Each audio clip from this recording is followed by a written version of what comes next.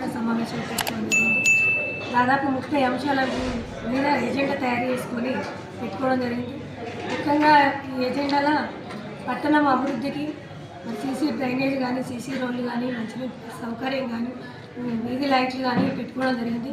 మరి ముఖ్యంగా మన సిరిసిల్ల పట్టణము అభివృద్ధిలో భాగంగా మనకు మరి నేషనల్ హైవే అనే రూపు పాలకవర్గం పక్షాన మరి అది అవుట్స్కట్కు తీస్తే బాగుంటుందని ప్రభుత్వానికి కూడా ఒక నివేదిక ఇవ్వడం జరిగింది. మరి దాన్ని పూర్తి స్థాయిలో ప్రభుత్వం పరిశీలించి, ఎందుకంటే మన సిరిసిల్ల పట్టణంలో జిల్లా collector office, SP office, nursing college అన్నీ ఉన్నాయి కాబట్టి ప్రజలకు చాలా ఇబ్బందులకు గురవుతారని మేము ఆలోచించుకొని కూడా ఇవ్వడం జరిగింది. దీన్ని పూర్తి స్థాయిలో పరిశీలించి అవుట్స్కట్కు తరలించాలని కోరుకుంటున్నాం.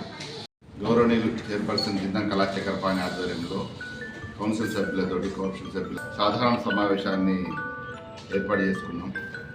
సిరిసిల్లలో ముఖ్యంగా మౌలిక వసతులు మరియు తాగునీరు సమస్యలు లేకుండా ఎజెండాలో కొన్ని అంశాలు కూడా రూపొందించుకోవడం జరిగింది. సిరిసిల్లలో కూడా దోమల బెడద కూడా ఎక్కువైందని ఫిర్యాదులు వస్తున్నాయి.